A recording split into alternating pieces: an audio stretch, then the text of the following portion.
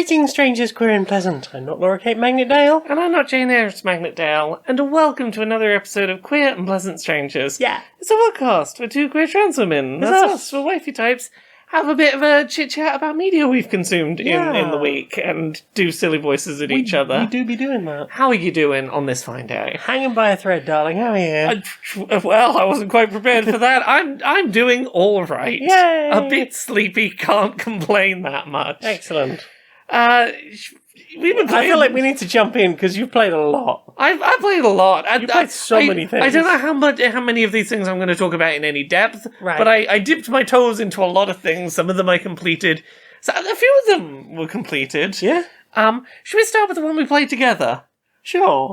We played through Bokura Planet. Yes, this is the sequel to Bokura, which was released in, I want to say, February 2023? Yeah, the original Bokura was this really interesting co-op game where you're two kids, you're planning to walk up the top of a hill. You basically runaways. Yeah. At the start of the game. And you see a dead deer and you both have slight mental breaks in perception of reality. But also maybe there's something more going on there. Yeah. Now one of you's seeing the world as, like, very viscerally meat and one is very robotic. One's basically seeing the world as in, like, a fantasy world, but, like, slightly dark.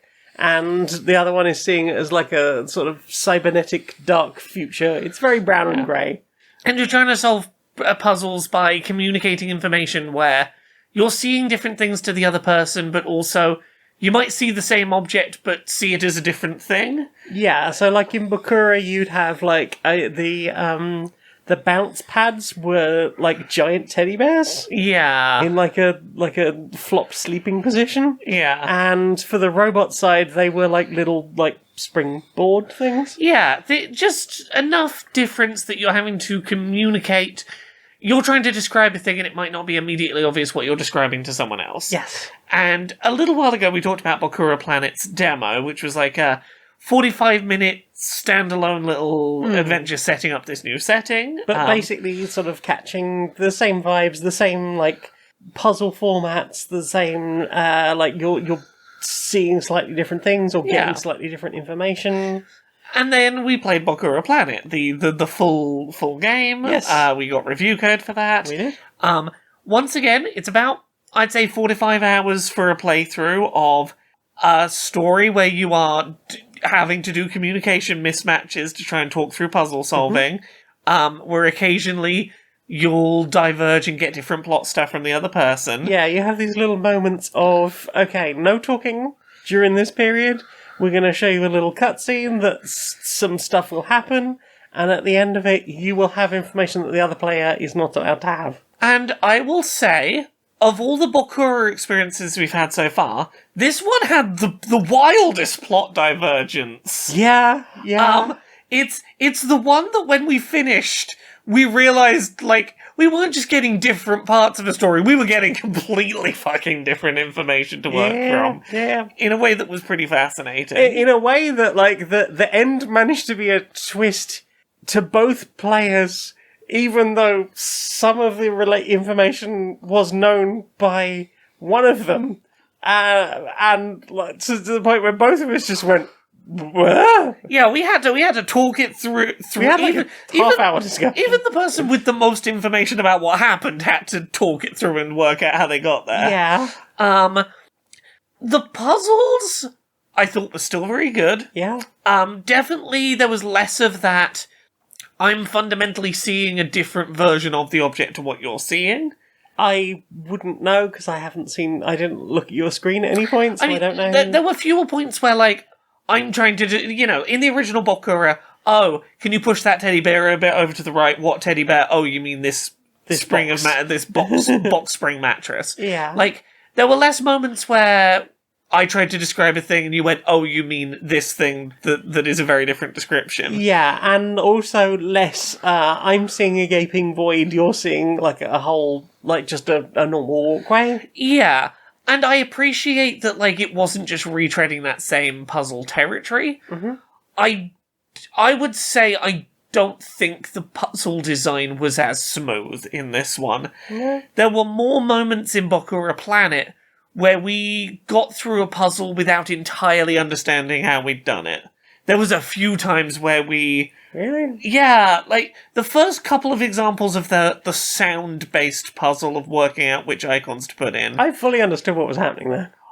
The first couple of times we did it, I explicitly remember us having the conversation of, oh, I guess we've done this? We weren't... There was a couple of instances of that where we weren't entirely sure how we got through it.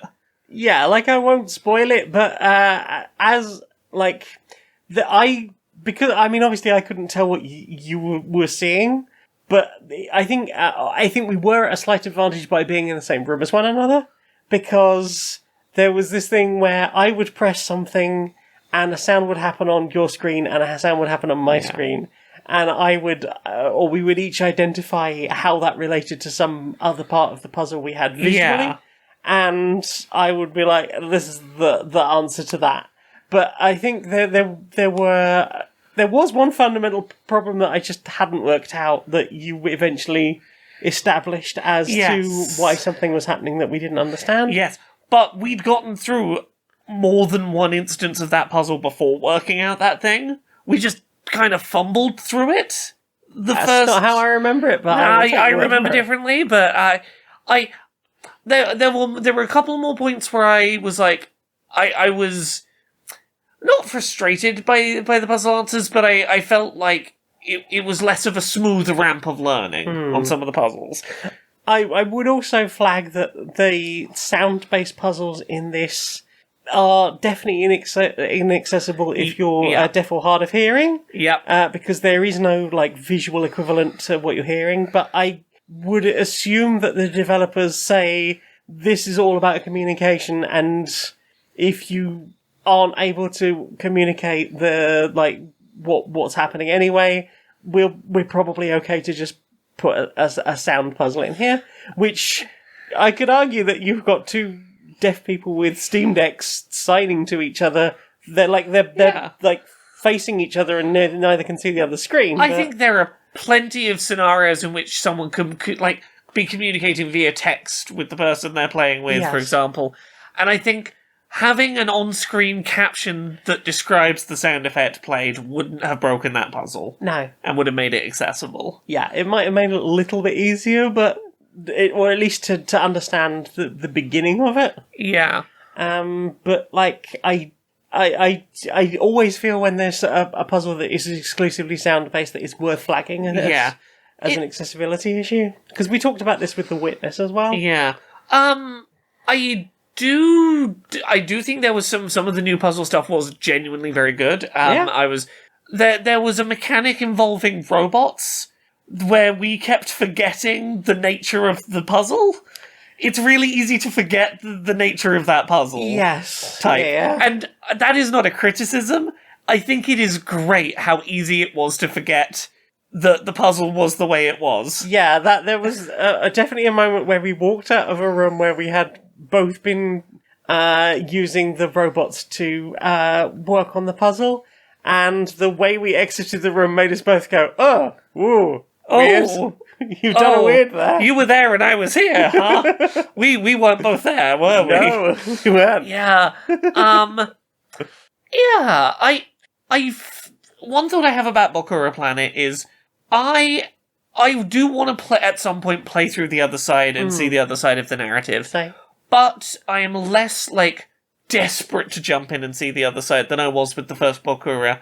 Not because the narrative doesn't deeply fascinate me, but because, as best I can tell, there isn't that same I am seeing the world through a vastly different visual lens that was a big part of the appeal of jumping into the other side of the original Bakura. Yeah, like I said, I didn't see your screen at any point. I know at one point you said you'd looked over and looked and seen something on my screen and said that it seemed very similar, so I will take your word for it. Yeah, I looked over very briefly for a second for something, because we were real stuck on something. Yeah. I just wanted to make sure I was understanding something right, but yeah, it seems like that aspect from the first Bakura isn't there, and that doesn't mean I don't want to play it through a second time, but it's less immediately I'm desperate to see that other lens on it. I think I'm right in remembering that we ended up we got most of the way through, or literally to the very last puzzle in the game on Bakura, quit for the day, and then for some reason it hadn't saved our progress. Yeah, we had some kind of save bug and had to restart the game. Yes. And I think it might have been the same bug that we encountered in this, but in a slightly different way. It was literally like a minute before the end of the game. Yeah, literally a minute before the end of the game. But if I'm remembering correctly, when we went to try it the second time, we ended up playing the opposite characters. Yeah. So it wasn't so much that we were like desperate to play the other side, as much as we wanted to see the end of the game full stop. No, but you know what I mean, in that, like, there is one less... There's one thing that was very unique about playing the other side of the original Bakura that isn't part of this. Yes. That said, once again, fantastic, cheap little game for a single sitting, fascinating co-op experience. About 4 or 5 hours.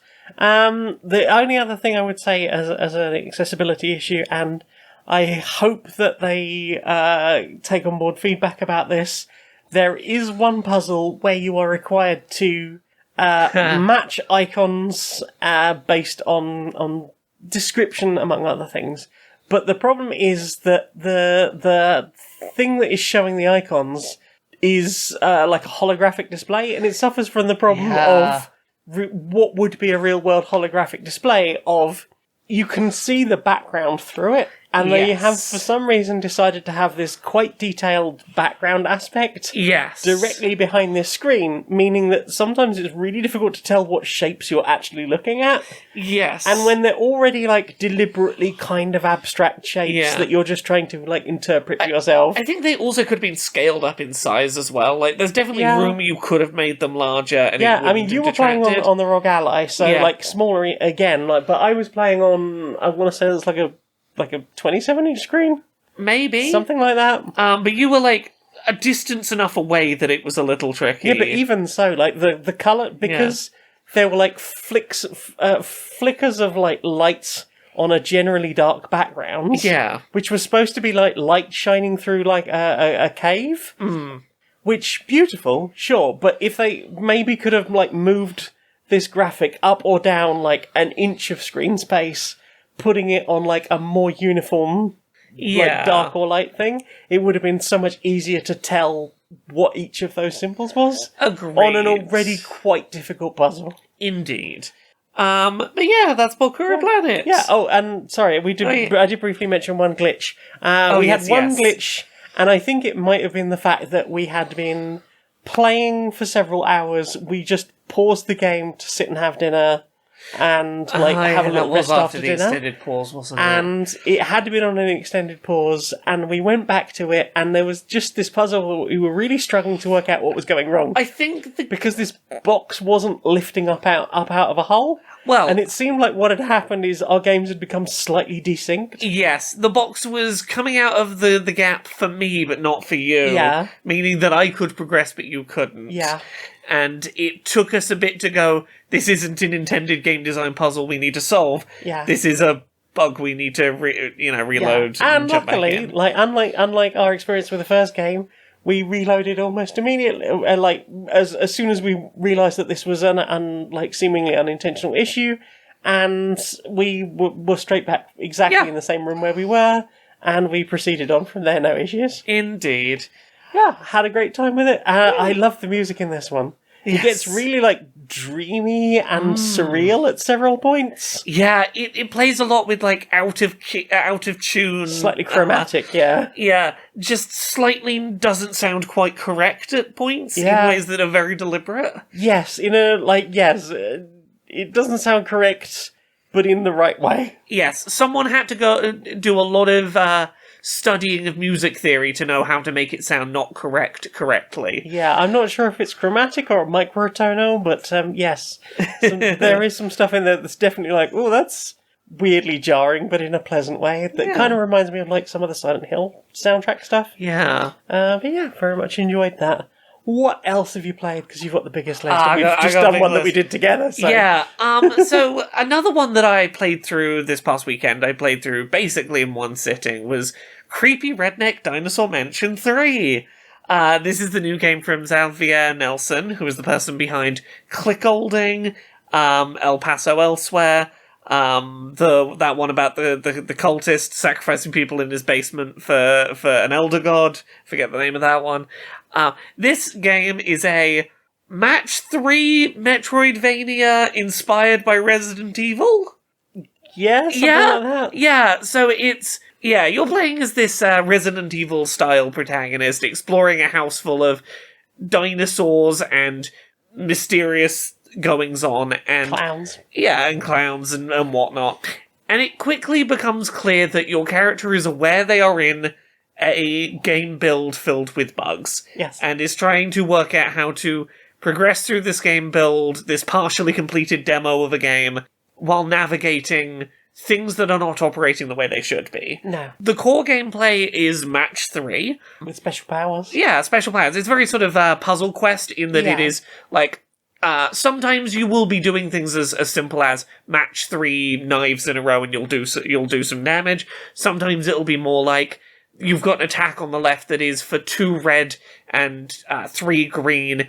You can deal some damage and heal yourself a bit. Or for, like, 6 of this resource, you can, like, get 2 turns in a row, and you build up this, like, list of attacks that you're doing match 3 to get the resources for. Yeah, and you've also got, because I played through the demo, you've also got these, like, stats that you're building up that, depending on how often you play through certain sections, or when you come back to certain sections, maybe you've earned some XP in a particular stat, you might be able to do things slightly differently, and therefore take a different route out of that. Yeah, so this is the trait system. So, like, whenever you make a choice narratively along the way that in some way leans into one of these traits, it will apply a new, like, personality attribute to a character, which will now be like, hey, you've done a certain number of, like, really idiotic things.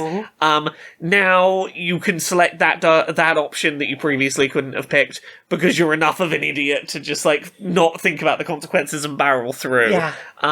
Or, like, you know, that sort of thing. It's you're building up traits that will allow you to make choices that previously would have been out of character.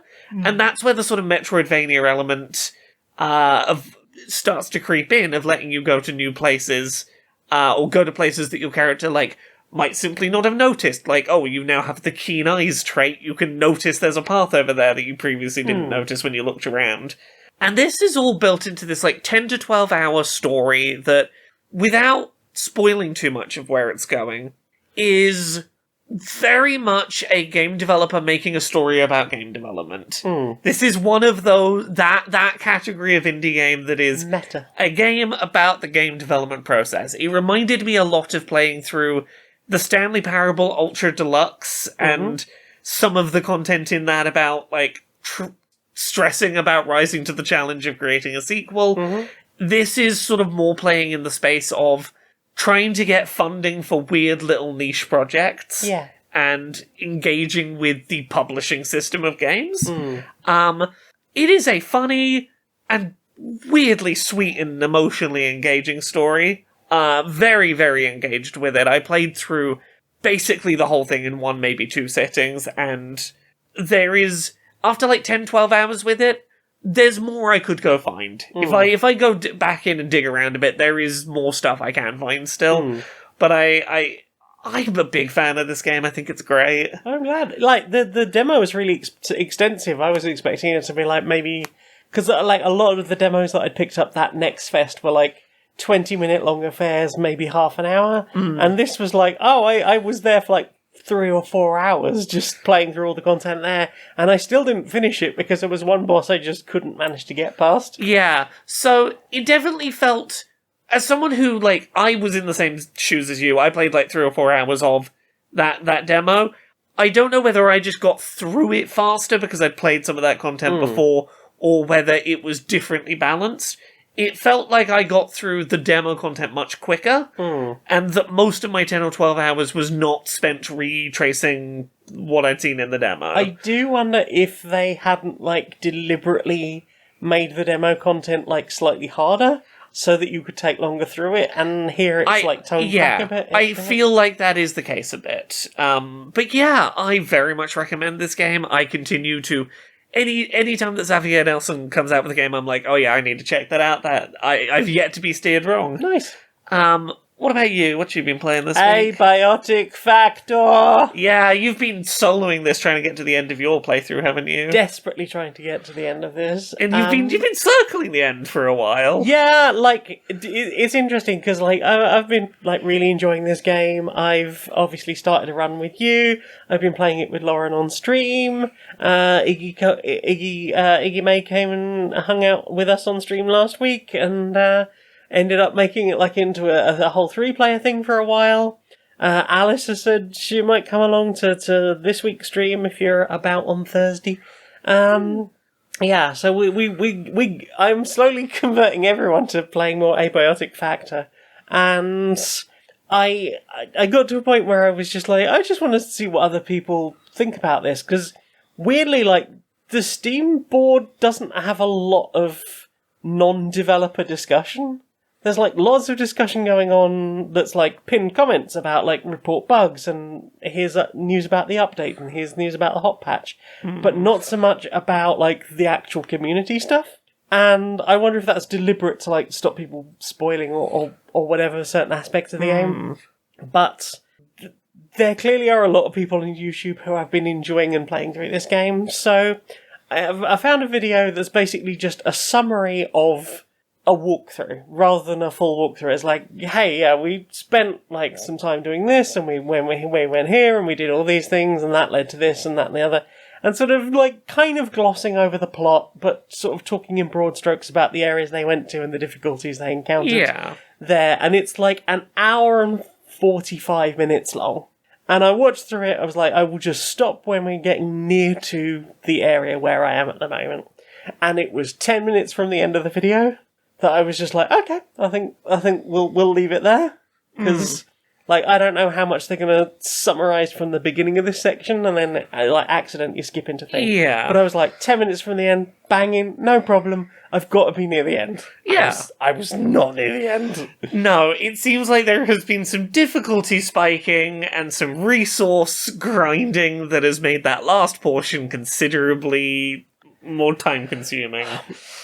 There is definitely some difficulty spiking. There are some enemies introduced in the like last chapter of the game that are phenomenally difficult because they've got like special kinds of shields. Some of them can fly, some of them can throw like fire bombs at you. Some of them have like little drones that fire lasers at you around them that you have to dispatch first.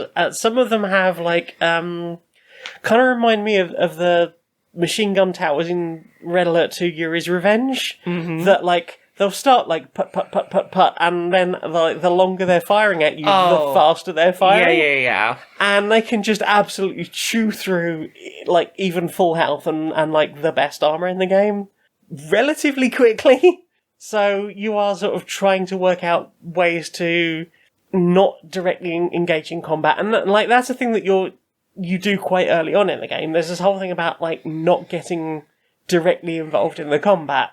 There is a section where there is no good reason to go and fight this large group of soldiers that are in this area, but you could maybe come back much later once you're like souped up and like scoop through there and go, oh, there really isn't anything here. This is literally just to teach me to like be careful and go around these things or like sneak around these things, rather than like brute forcing it. And then here you are in this section where you can sneak into the facility one way or another, but ultimately you are going to have to fight the things in there.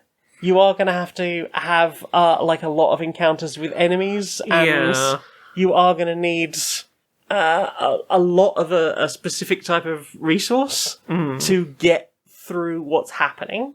And so I went from, like, this one section where, like, I've spent, like, a good, I want to say 6 hours solving this particular puzzle and getting through this section of the game and resolving that one particular issue, only to be told, okay, you've turned that thing on, now go and turn the other 3 things on.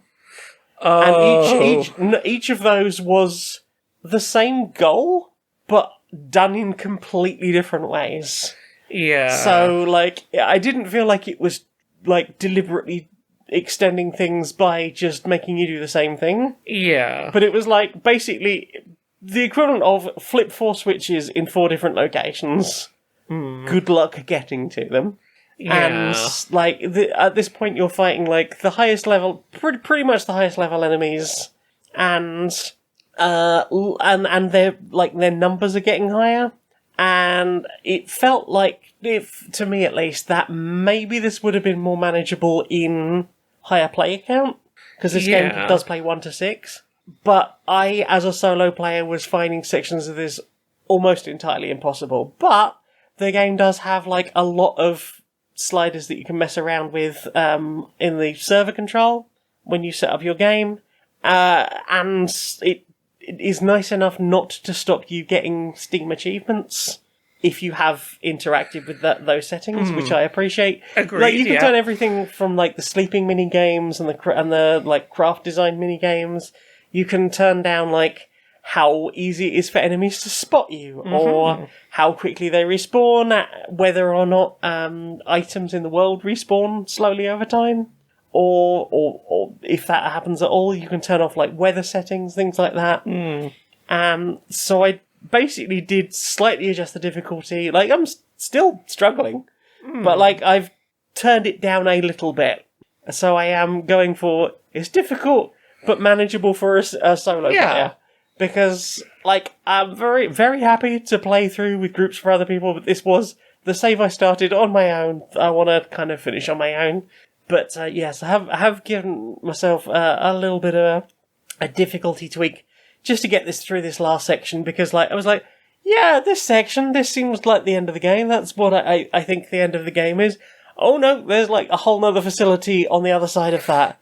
Oh no, and then there's, like, a whole nother portal on the other side of that. And, okay, cool. Now, I'm working my way through that. What I'm curious about at this point is what I am working on. The puzzle I'm working on now feels like final boss of the game type vibes. Yeah. So I am genuinely confused what the final update's going to be about. Because, like, we know that the final update is going to be the residential sector. Yeah. The sector you were heading for during at the very end of the tutorial before everything went wrong and the facility got invaded. So I'm, like, genuinely curious where that fits in, because right now it feels like the path I am on feels very, and this is the end game. So I'm curious if this is going to be, like, another section that sort of slots in between where I've just been and where I am now, that will give me some sort of resource that would have differently opened the door I just opened to this section. So, genuinely curious where that fits in, but either way, I am glad that there will be more, even though I've been playing for nearly 160 hours across 3 different playthroughs. Hell yeah. I'm nearly 100 hours just on my own playthrough. Yeah, really enjoying it. And I know at least 4 people that I've got to play this game have also been enjoying it. So yeah, Nice. really enjoying Abiotic Factor, and it feels very complete and enough in there that I feel like I can reasonably recommend it, even though it technically isn't finished yet. Yeah. But it seems like they're doing good work. They're updating in reasonable time, and that they actually, when they say they're going to finally fully release it in summer, that they actually will do that. Heck yeah. Yeah. What about you? What are you playing? I'll try and rattle through a few that I've been playing. I've started playing a really interesting game called 100 Line Last Defense Academy. So this is a game that's by the creators of a couple of different visual novel series have come together to make a thing together. I forget the other one, but I know one of them is the Danganronpa creator. And I know this because there is a character in this game who is convinced they are in a Danganronpa, and is constantly like, okay, when's the killing game going to start? When are we going to start being forced to murder each other for sport? But the idea here is seemingly that our group of people live in a version of Tokyo, or some city in Japan, that is constantly being attacked by some mysterious force, and the sirens go off, and you gotta go hide in the underground bunkers, and this has been going on for like as long as anyone can remember. And whatever this place is, it's got like a domed ceiling that they do not get to see the sky. And one day, our main character, during one of these alarms, basically gets met by this like little ghost with a floating brain and heart in them, who's like, "Hey, I need to recruit you. Stab yourself in the heart with this sword and gain blood magic powers, I think? Question mark. Right. Then we're going to make you lose consciousness, and you're going to wake up in a school with a bunch of other students, aka your sort of Danganronpa premise. Mm-hmm. There's like 12 or so of you students that have unlocked these powers. For 100 days, you are going to live at this school, and any time that invading monsters... Sorry, kitty cat climbing all over us. Yeah. Any time that monstrous invaders come to try and destroy the world, you gotta go fight them. It's your job to be like the last line of defense, protect the world from these invading monsters for 100 days, and then you can go back to your lives. Mm-hmm. And it's sort of unclear, like, is this you doing your turn of 100 days and someone else will do it after, or like, is there some end goal at the end of that 100 days where this won't need to happen anymore? But it's sort of implied that wherever you are in this school, there is something that needs protecting from these invaders, and that's why they're being sort of drawn specifically to you. Mm-hmm. And every time the sirens had been going off at home, this is what had probably been going on, just with different people defending the line. Mm-hmm. So half of this game is like very Danganronpa style visual novel. You have time off days that you're spending raising stats, socializing with other students, getting to know the people that you are essentially trapped in this location with. There's some unput-outable fire around the building. You can't leave. You're kind of trapped there. Mm-hmm. And half of the game is top-down, turn-based strategy RPG. Right. Where you have like a certain number of action points and like your team of characters out on the battlefield, and it's up to you to decide how to spend your AP, basically stopping waves of monsters that are trying to get to the school from getting close enough that they will just explode and do damage. Ooh. So it is a very area control, tactical RPG of each character's attacks will do different amounts of damage in different shapes, hitting more areas of the field. Mm-hmm. Like, your starting character does basic damage in like a 5 or 6 square long line in a single direction. Okay. One of your characters, like, will do damage to every space around them, so you go pop them in the middle of a bunch of enemies and they'll do lots of damage. Mm-hmm. One of your early characters does a shit ton of damage, but only against a single directed target. But there's also some of the mechanics of the turn-based RPG stuff are really interesting. While you were in the vicinity of this school, if you die, your corpse will get scooped up and brought back to the school, and they'll pop it in a pod and do some weird stuff to it, and you come back to life, apparently. Uh-huh. So, while you're here doing your 100 days of defending the world duty, you can't permanently die, apparently. Uh-huh. So, that's made use of in combat as, if your health is below a certain threshold, if you have, like, less than 5 HP left on a character, Right. you can get them to do a, like, fuck it, I'm out attack, where they do a huge damage attack in like a really big area, giving up. It's kind of like being on low HP and using explosion in Pokemon. Right. You are giving up that last little sliver of damage to do some really big damage on the way out, knowing that there's no permanent consequence for it. But more than that, it will give you... Doing that with one of your characters will give you this resource that's basically like, the rest of your party's like, ah shit, one of us died. We gotta fucking do this for them. You get a resource to spend that you can use to make one of your still alive party members, like, do extra damage on all their attacks for the rest of the battle, or get an extra movement this turn. To, like, get extra utility out of your other characters because one of your characters did a self-sacrificial move with the last of their health. Right. And it gives it a really distinct feel from something like a Fire Emblem, in that where a series like Fire Emblem tends to lean into, like, offering things like permadeath modes where like you're trying to keep your characters never going down no matter what. Yeah. This is like, no. Your character going down is a resource. Sometimes it's advantageous. Like, don't shy away from fucking suicide bombing an enemy if you need to. Failing forward. Yeah, exactly. And that gives the combat like a really unique feel. I'm very invested in the characters, and to my understanding, this game has a shit ton of branching narrative, alternate ending stuff. Okay. But that the idea is, once you complete the game, or you see the credits roll, that's when it starts branching, so that you don't have to replay most of the game to see the branching. Like a chapter select type thing. Yeah, it seems like you get quite a ways into the game before the point where things start branching, so you're not having to replay too much. And that's interesting to me. And much appreciated. Yeah, I'm pretty hooked on it. It plays very well on Switch. The Switch version runs very nicely. Nice. Good amount of voice acting in it, which is appreciated. Yeah, I'm having a lot of fun with this game that is acutely aware that people are going to look at it and go, is this Danganronpa? And is at least having fun with that. Yay. Other than that, other ones I can quickly touch on. I played Lost Tapes, Bloom and Rage Part 2. The first part the Tell Me Why. Yeah, this is from the original Life is Strange developers, Don't Nod.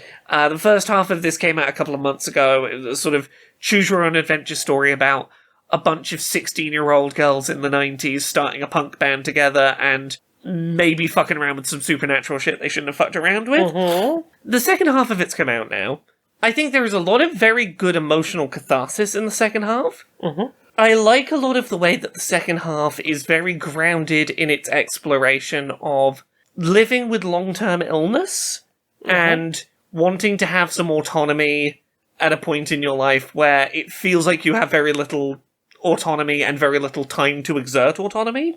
Right. I think all of that stuff is, like, really beautifully explored. I think my biggest issue I have with the game is that, like, its ending is way too eager to tease a sequel. And, like, not in a way that, like, is bad, but in a way that's, like, this felt like it could have had closure in a way that I would have appreciated.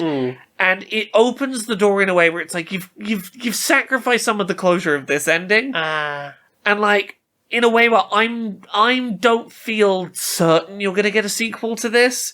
And if you don't get if you get a sequel to this, you've continued the story beyond where it naturally would have ended, and if you don't get a sequel, you've kind of shot this ending in the foot. And also, I guess you're creating a need to make sure that the next any kind of sequel is good enough to stick that landing in a way that will be satisfactory. I think part of the problem is so much of part 2 is about closure. That to end the narrative in a way that lacks closure feels weird. Yeah. I still think it is a great time, but it is like that. It's the one big glaring caveat I have to give it. I think it is a wonderful exploration of queer teenage womanhood in the 90s. I think particularly it does I talked about this with part 1. By having the framing device of adults in their 40s talking about the things they experienced as teenagers in the 90s, you get to have them be kind of stupid, awkward teenagers with that little bit of occasional just narration of, yeah, I can admit now that I was trying to hit on you, that I just didn't know how to do that. Yeah. And that very awkward thing was me trying to hit on you, or like, yes, we're awkward gay teens at some point. Or just like, I recognise as an adult that was not the way to help you through a panic attack, but also, I'd never fucking dealt with that. I didn't know what I was doing. I didn't have the life experience. Yeah, I was trying. That lens, I think, really helps ground the writing of the teenage characters very well.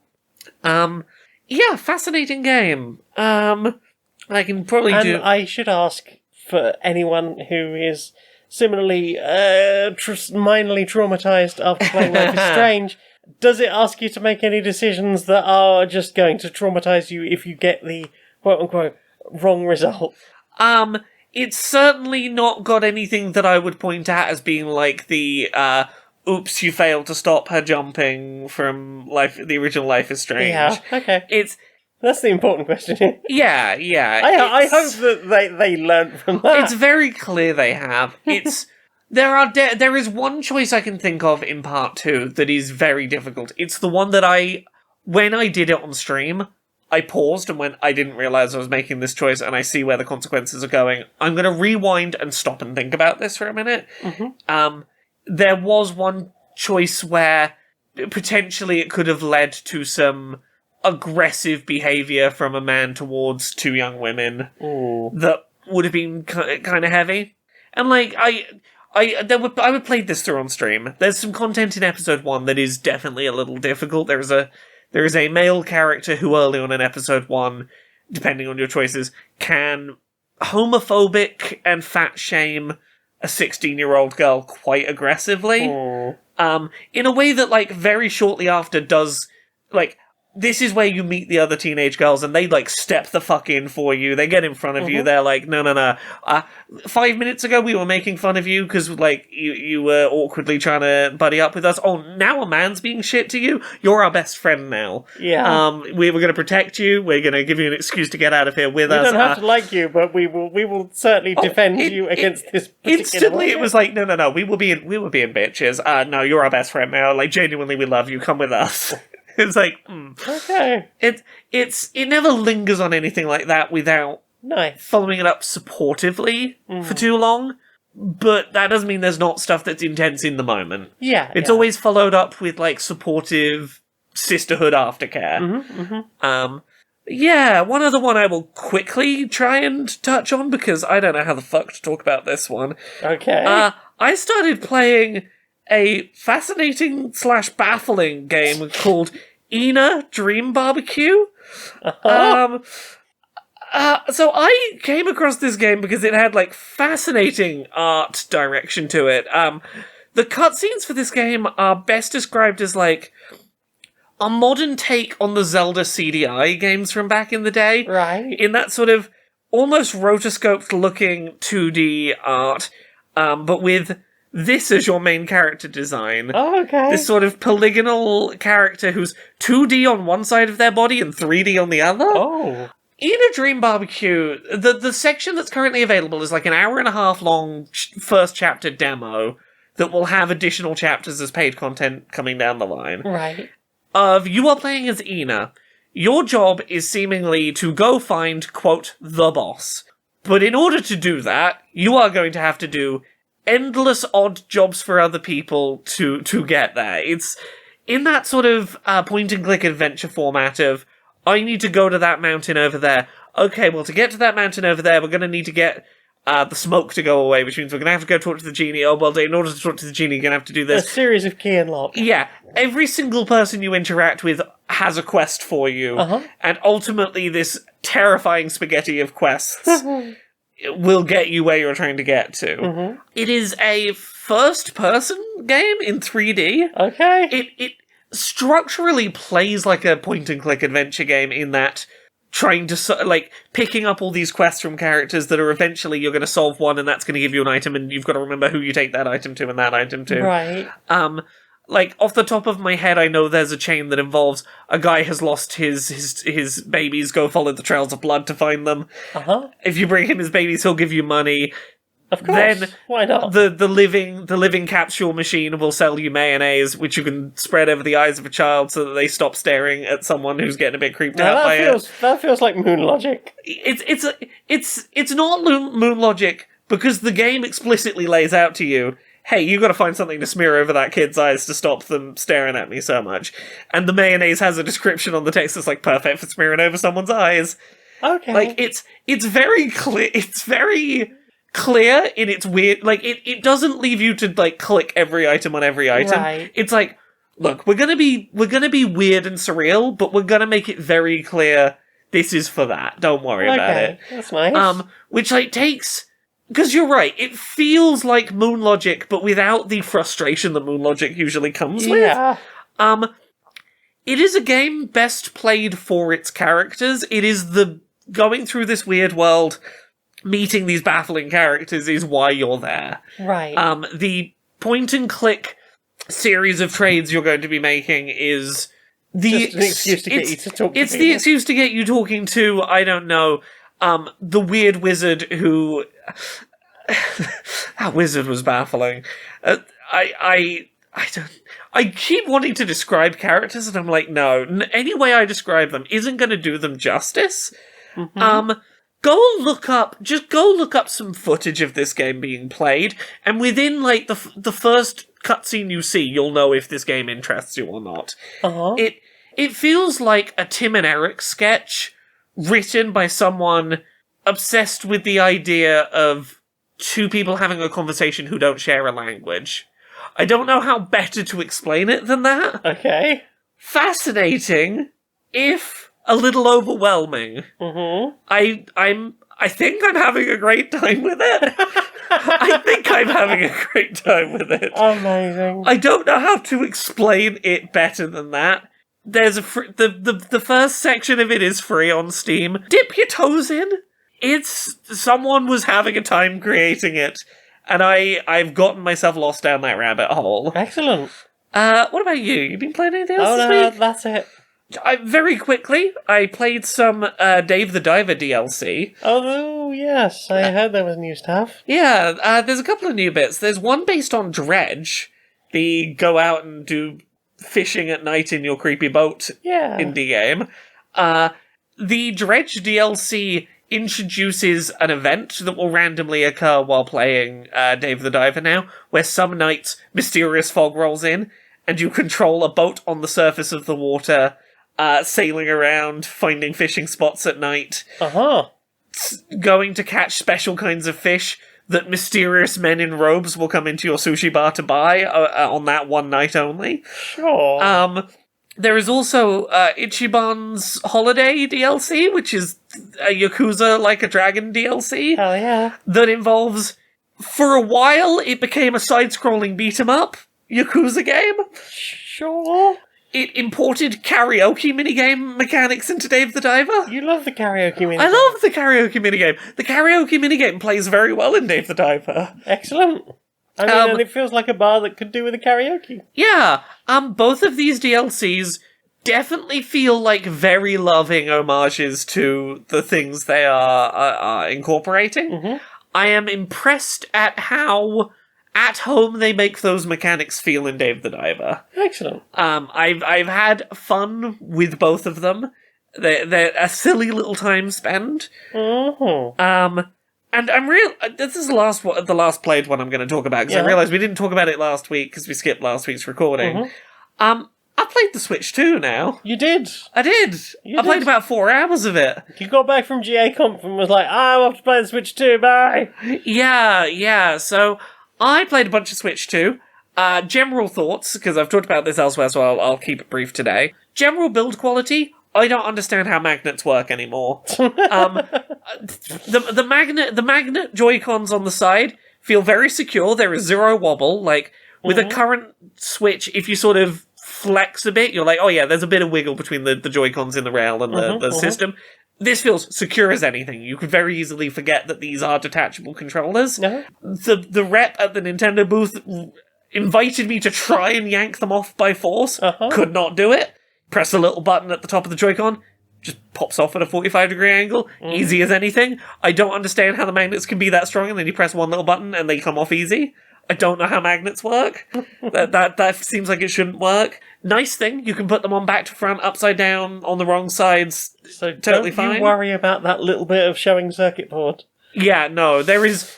Unless you are actively getting a tool and prying it in there to try and do damage to that little connector, there is no world in which you're accidentally damaging that connector. The screen looks gorgeous. Games that I got to play in handheld mode that particularly shone. Mario Kart World at 120 FPS on the handheld screen looked bloody gorgeous. Absolutely gorgeous. It's hard to explain how nice 120 FPS looks until it's there in your hands.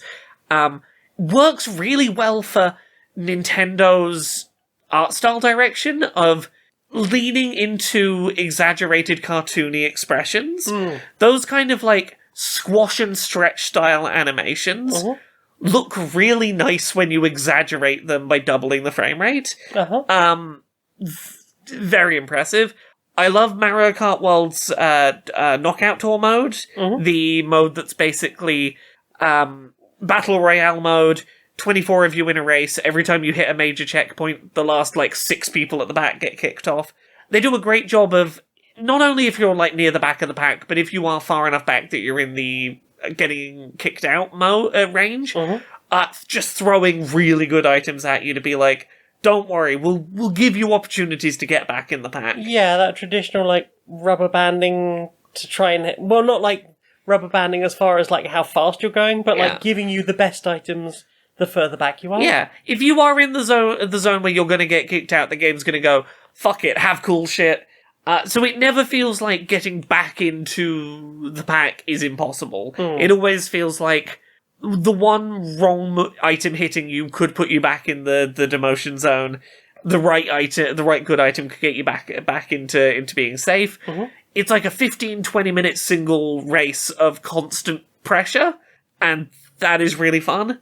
I would be interested to see, once the game is out, how easy it is to jump into another one of those. If you're like, one more go.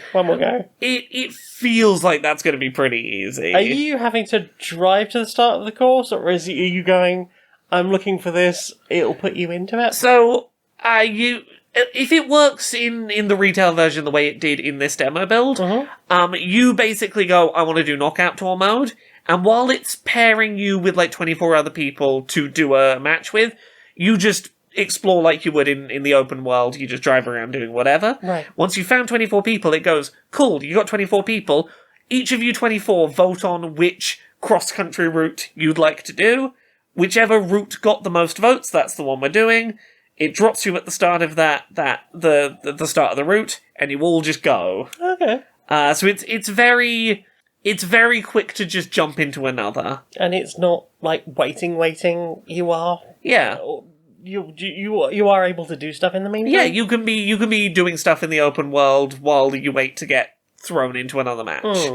Metroid Prime 4, that was the game I did the most play with the mouse mode. It takes some legs. Yeah, it takes some getting used to using the sideways Joy-Con as a mouse, mostly because my thumb was near the analog stick and my brain kept trying to move the analog stick. Yeah, I noticed in the video, I keep watching you, trying to correct. You'd do, a major movement, and then you'd, try and do, little corrections with the analog I was trying to use it the way that Nintendo sort of trained me to think of motion controls in something like Splatoon, which is, you can be using the analog stick and the motion sort of in concurrence with each other. Yeah, so you can do big wide sweeps by moving the console around or moving the analog around, and then minor adjustments by just using the tilt controls. Yeah, whereas here it's no, if you're doing mouse mode, you commit to doing mouse mode. But I did find it really nice that you can just pick up the Joy-Con and it's back to not being in mouse mode if you find, I found doing visor scanning easier not in mouse mode. So just pick it up, do your visor scan, put it back down, you're back to shooting. Yeah, also I noticed that it seemed to have, really good, sensitivity change. Yeah, you went to a point where, you were I'm just going to see what happens when you max this out. And it was almost unplayably quick. If you want switch control. Yeah, if you want to do, I moved the mouse a tiny bit and I did a 180. Yeah. If you're trying to play this fucking Counter-Strike, yeah, you can have Counter-Strike sensitivity on your mouse if you want. They clearly intend for this to be used at some point for competitive FPS games. Yeah. I'm ready for a competitive online FPS to come to Switch and people to be this is the console version to play. If you're playing it on console, you play it here for these fucking mouse controls. Yeah, or, we might get a fucking Splatoon 4, I guess. Oh god, yeah. But yeah, it took some getting my head around as well, the lock-on existing in a game that also has mouse control. When mouse is sometimes moving your camera, it's sometimes moving the reticle with a locked camera. Both of those, by the time I'd finished my 15-minute demo, I was nah, not a problem at all. Okay. But both of them took some getting my head around, because they're not... imagine, yeah. Neither of them are ways that traditionally games are played. No. I think the boss at the end of the demo was where I really got the mechanics all clicked in my head properly. You can definitely use the mouse on your lap, which is great. Yeah. You can use it on your leg and it works fine. I've seen a few people coming back from that event or those events saying, like, yep, tried it on my trousers, it was fine. Yeah. Which, because I think a lot of people were looking at the trailers where it was just, like, on this white void. Yeah. And I'm sure that is just for just, like, we're just trying to highlight what's being done here. Yeah. And going, but I'm going to be playing this on my couch. Can I do this on my trousers? Yeah. Can I do this on the arm of a chair?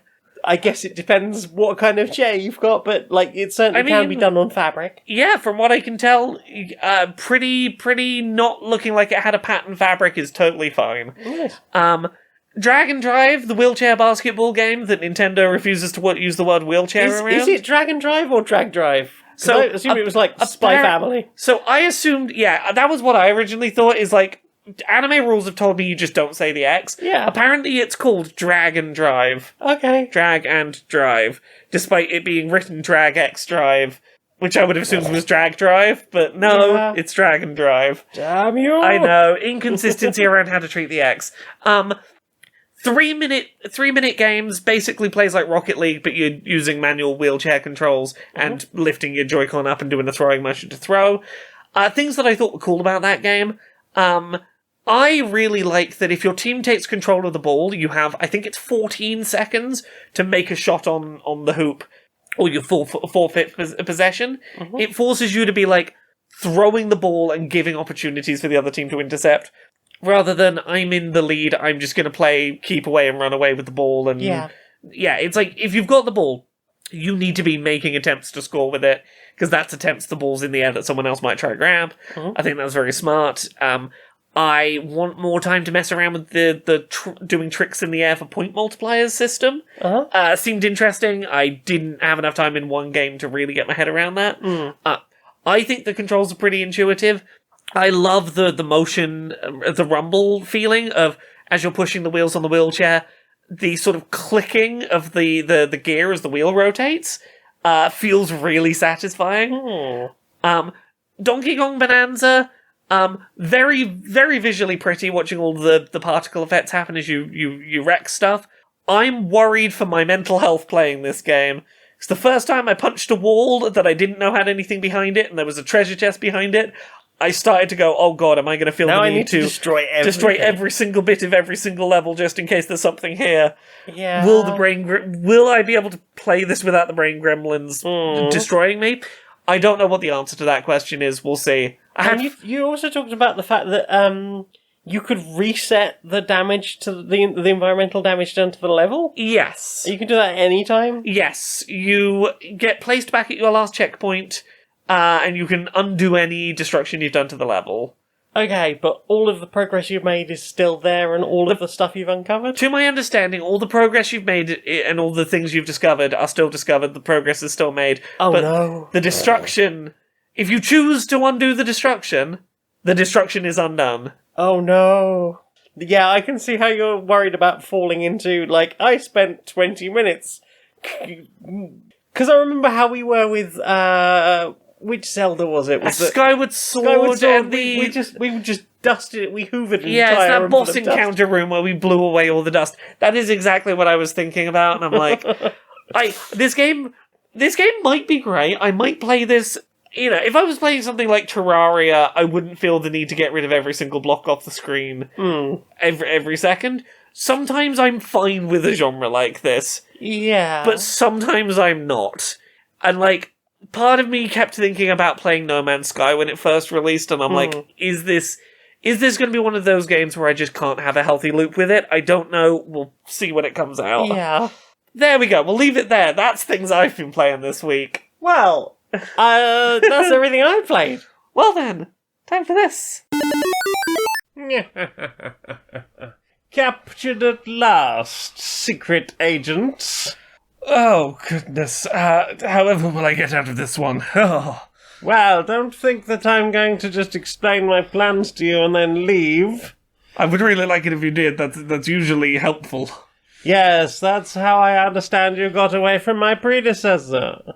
That won't be happening today, I'm afraid. You think you're some big shot from MI5, I suppose.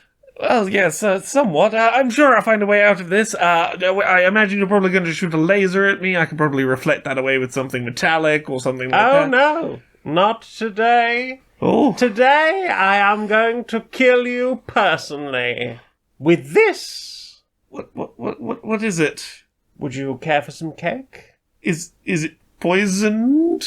No, I made it myself. It's a triple chocolate gatto. You eat some first. Oh, of course. It's delicious, moist, has the right amount of crumbly, and not too sweet. Have you been building up an immunity to the poison for several weeks? Is that it? Not at all. Perhaps I can offer you these comfy slippers.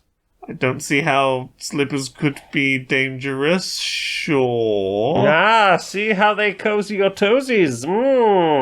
Very relaxing, and also they have a massage function for if you have sore feet. So I imagine running around in those dress shoes with a spike in them and also some sort of tracking device is probably quite tiring. I mean, it is, if we're fair, yes. Not that I would have those things in my shoes. Indeed. Well, we've already checked them, so we know. I'm looking for the trap here. May I offer you this soothing eye mask? I imagine squinting through the eyes of a sniper rifle is You want to take away my vision, do you? You want to stop me from seeing what you're planning next? Well, I mean, if that's a problem, don't worry at all. Perhaps I can offer you this delightful honey facial scrub.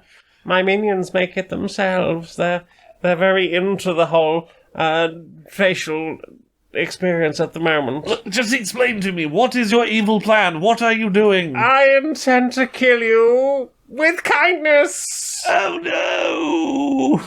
They didn't prepare us for this. Can I offer you a back rub? It's okay to say no.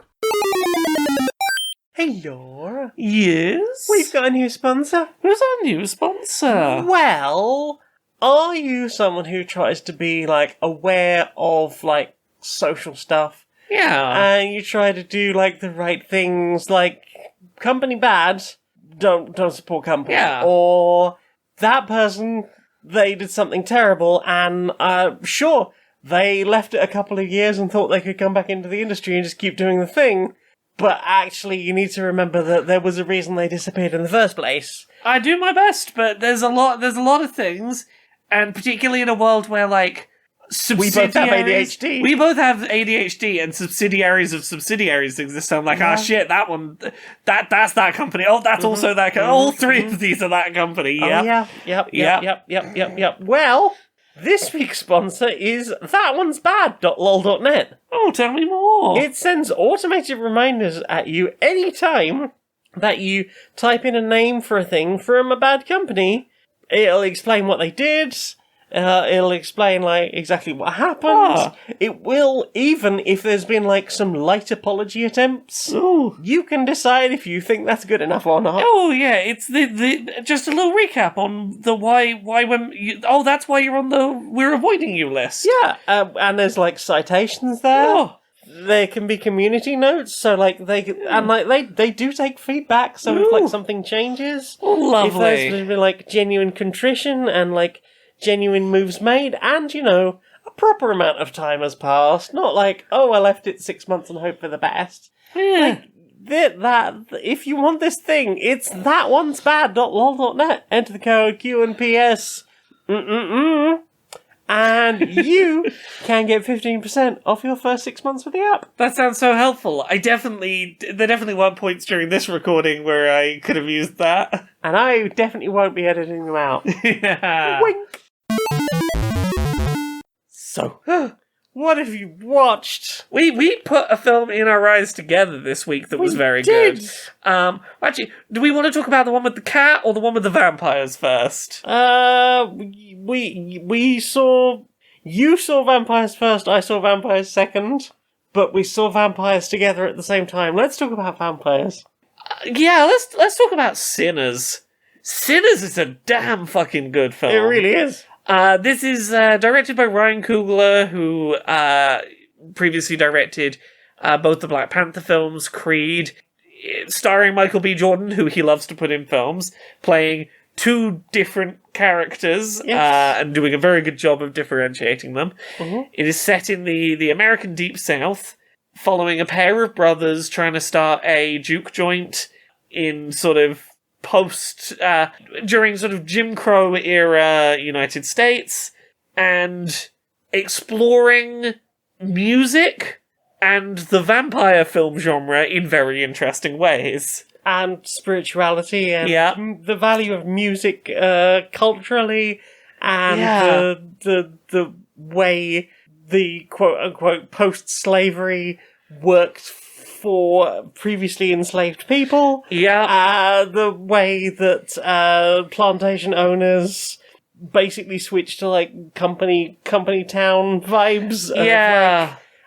Private quote-unquote money and Yes, things like that. There are so many things Yeah. talks about in this film. Because it's a slow burn for what is a like horror genre film. It has like a real gentle slow burn intro of like exploration of, as you say, things like getting paid in script and trying to navigate segregated spaces and creating spaces for your own identity in spaces that may not really support that. The importance of cultural identity around certain genres of music. Things like the ways in which slavery didn't really go away at the quote-unquote end of slavery. Explorations of themes like the quote-unquote one-drop rule. And ideas of how whiteness was something that was very structured in how it was seen, and the groups that it was applied to or not applied to at different points around then. The quote-unquote white passing and what that means to you for how you connect to your blackness and how you connect to white society at large. The connections and differences experienced by the Irish community, and their position as a community that at one point not that long in the past had been considered non-white and had been sort of quote-unquote promoted to white status, and the difference in cultural attitudes that created. All wrapped into this very interesting vampire film that does a lot with some really fun explorations of vampire lore. I think it's interesting that we're calling it a vampire movie because like it's advertised as a vampire movie. They make no secret of that.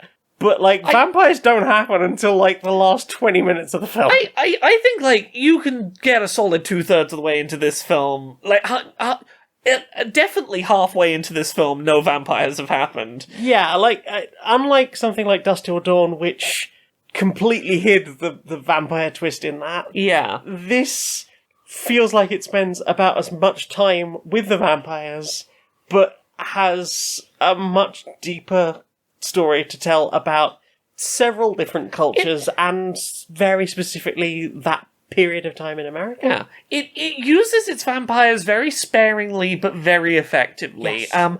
I want to talk about like one really throwaway moment that is early on with how they're introduced, just because I think it's a good example of the kind of thing this film does well with its sparing use of them.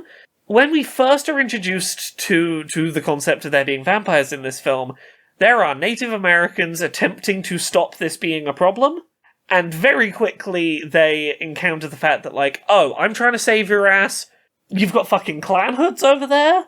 Yeah, nope, we're off, don't worry about it, not our problem. Well, that and like we warned you. Yeah. Very directly. We gave you one good chance. Yeah. And you were too busy being racist to pay attention to what we were trying to say to help you.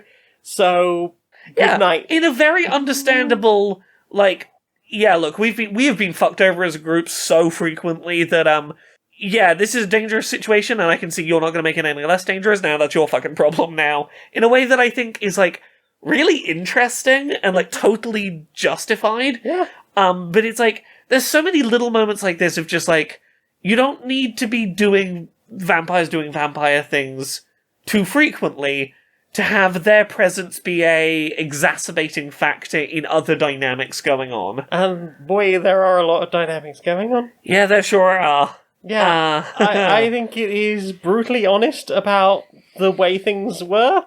Mm-hmm. And there's a lot of things I've really appreciated about this film. The musical choices, Oh, God. the sound design choices. Like, I won't spoil it, but there is, a moment where there is a conversation happening, and rather than, background sounds or, music for this moment, they start putting in the sounds of what is being described in the conversation. Yeah. And it is just a really striking moment in the film that I thought was just fascinating and just perfect for that moment. There are some great moments of syncing up the music to the action. Yes. There is a beautiful, absolutely goddamn beautiful scene exploring the nature of truly talented musicians. Mm. That makes some, completely unexpected decisions for the genre, for what is vampires aside, pretty grounded fiction. The most beautiful film in that scene, I think, in that film, Yes. is one that, really breaks the rules of what you would expect out of an exploration of music. Yeah. Real props to the kid that plays the younger cousin. Sam. Yeah. His actor absolutely fucking knocks it out the park. Yeah, I was curious about his character because he spends a lot of they're talking about what a talented musician he is quite a lot at the beginning of the film, and when he speaks, it's very specifically to his dad or around people he's a bit nervous of. Yeah. He's got this real tight jaw, and he doesn't really open his mouth a lot. But when he sings, he really lets rip. If you're going to set a character up as being a once-in-a-generation musical talent, you need an actor that can, fucking back that up. And this kid can back that up. Oh, yeah. When he starts singing, you don't question the claims that have been made about his skill. Yeah, he's a very talented man. With an incredible voice. Michael B. Jordan absolutely nails... it's so easy to forget that he is multiple characters in this film. Yeah, I know I struggle with, autistic face blindness and other stuff. I was maybe 20 minutes into this film before I was absolutely 100% definitely sure it was the same person. Because I kept being is it? I'm not entirely sure. He plays it differently enough, and, the personality of the character is different enough, and, the portrayal, maybe something to do with the lighting and stuff. And also just the fact that, it's not... We've come a long way from, okay, they're never going to touch each other. You won't see the line down the middle of the screen. No. We've come a long way from that of, one actor playing two parts. Yeah, they light it incredibly well to, there are scenes where it's clearly two different people and his face has been put on in post onto one of them because of the, he's interacting with essentially himself. But, there is never an obvious seam. It is... But, not only that, his performance... It's hard to imagine that this was two separate performances stitched together, because it's played so smoothly like he's acting across from another separate person. Yeah. He plays off of himself who isn't in the room so well. But yeah, having not even made it to the vampire stuff in it, they do such a good job of, even when the vampires are finally introduced, not being really restrained in what they show you, and keeping enough happening off-screen that even when stuff starts happening on-screen, you're not convinced that something hasn't happened off-screen that you didn't know about. Yeah. It lets that paranoia in really nicely. Yeah, which I'm glad that it brings you into it like that. And, also... I feel that it manages to be, bloody and violent, but again, and we've talked about this a few times recently, not feeling like it super dwells in, the gore of it or anything like that, which I appreciate. Yeah, for the most part, by not showing you how the vampires do their thing, at least at first, it means that you don't know exactly what the parameters are that would tell you someone's been turned. And as such, that keeping that mystery alive really helps its tension. Yeah, goddamn, I have no complaints. That was a damn good film. Beautiful film, great film. Definitely go and watch it. And I look forward to anything else this writer director creates. Yeah. Also, hell yeah, Ryan Coogler for getting so many of the rights to this film to stay with you. Getting yourself such a good deal on this. Yes. Hell yeah. And more of that in Hollywood, please. Yeah. And also more fucking original films. I'm glad to see it. Indeed. Should we talk about the other one we saw together? Yeah. Oh, this... mild peril, my ass. Mild peril. Sustained intense panic. Let's talk about Flow. Yeah. So, Flow is a movie famously animated in Blender. Yeah. And it is the story of a cat who finds themselves in peril when a flood happens. Yep. They go from, like, their quiet little life of wandering down to the stream to try and find a fish, and wandering back to their home, surrounded by statues of cats, and carvings of cats, and a mountain that's being carved into a cat. Yep. And to suddenly, like, how do I survive when everything is too wet? How do I survive a biblical level flood? Yeah. And that was something... I've now seen this twice, because I went and saw it, came home and gushed about it. Yeah. And like, also hugged Smudge a lot. I was like, no, you must stay away from the wet. It is not safe. This film, mild peril. It's, it is a sustained 90 minutes of constantly being terrified for the safety of animals. Yes. Yeah. But, it is the story of Cat who is having a bad time with too much wet, encounters a capybara in a boat, and they slowly acquire more animals along the way, and a capybara is a friend to all, and good dog loves cat, but cat does not love good dog, and the bad dogs are bad dogs. Yep. And Lima does not want you to mess with its things. So Lima is covetous and desires shiny things. I think it's important to say, this film, zero dialogue. Zero dialogue, but if you have ever been around any, like, a cat or a dog, you will understand a lot of the language that is involved. I've never seen a film as well as this animate a cat doing an exasperated eye roll. Well enough for me, an autistic person, to pick up on that's the intended. Yeah. There was so much personality in, like, the animals. There's a moment where the bird is basically, like, vetoed by everyone else on the boat over a decision, and the bird's just like, nah, fuck you guys. I'm just gonna go and sit over here. You steer. And, like, it's, for the most part, all of the animals are just like you would expect an animal to be. Mm-hmm. But you will have to suspend disbelief because they all know how to steer a boat. Yes. Steer it, but no other aspect of the boat too.